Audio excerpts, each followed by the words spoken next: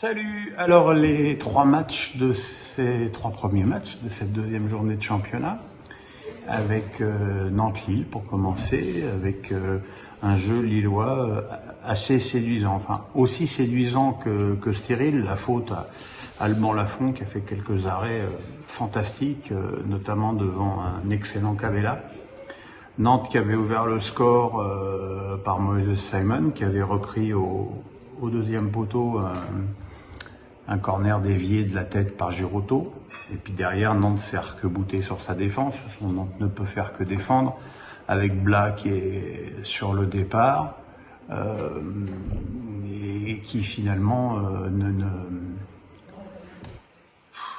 voilà, Mohamed c'est pas ça, Guessant c'est pas ça. Il n'y a que Simon, quoi. Donc,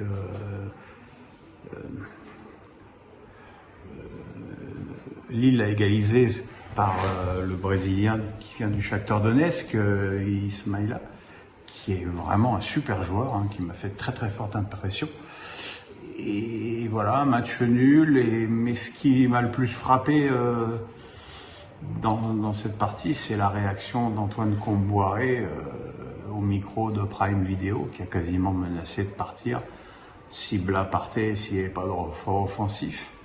Voilà, je veux dire, Antoine est un entraîneur lucide, il sait qu'il a fait des miracles l'année dernière, tant en championnat et encore plus en Coupe de France, puisque Nantes l'a remporté, et que voilà, ça peut pas continuer comme ça, et que l'équipe va souffrir si elle n'a pas des arguments offensifs plus imposants.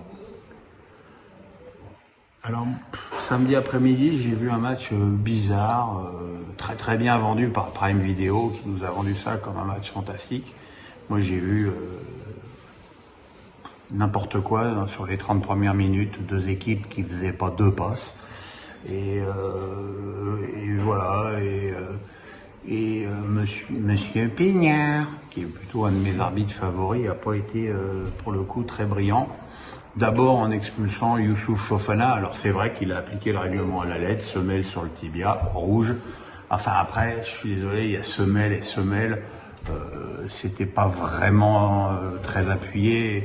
Ça méritait peut-être, surtout en tout début de match, un petit peu plus de clémence. Clémence dont M. Pignard a fait preuve sur la sortie de Mandanda, qui n'a pas grand-chose à envier à celle d'Anthony Lopez lors du premier match contre Ajaccio, et qui a valu 3 matchs au gardien lyonnais. Là, ça a valu juste jaune à Steve, qui a en plus arrêté le pénalty, mais il s'est blessé au genou sur l'action et est sorti. La deuxième période a été de meilleure qualité, avec des occasions un petit peu de part et d'autre, mais Rennes, en plus en supériorité numérique depuis le premier quart d'heure, avait quand même vraiment le match en main, et c'est sur une erreur de Rodo et d'Almédar, là, le jeune gardien qui a fait une sortie au pied nullissime, que Rennes s'est fait rejoindre par un but du très combatif Mbolo. J'avoue que quand je vois les sommes dépensées par le Stade Rennais pour les deux arrières centraux, alors ok, on n'est qu'au deuxième match, mais pour l'instant, ça respire pas la sérénité. Puis surtout, il va falloir qu'ils arrêtent de jouer vers l'arrière, et que le football, ça se joue quand même un petit peu vers l'avant. Et puis, en ce samedi soir, on attendait finalement avec une certaine impatience la deuxième sortie du PSG, avec pour la première fois Messi, Neymar et Mbappé, et on n'a pas été déçus, même si le score a mis un peu de temps à se dessiner.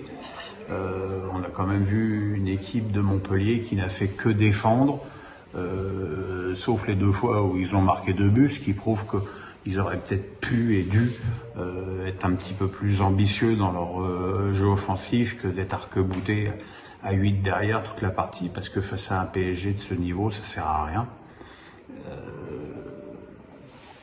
Comme à Clermont, j'ai beaucoup aimé la prestation parisienne, ce pressing, ce repli défensif.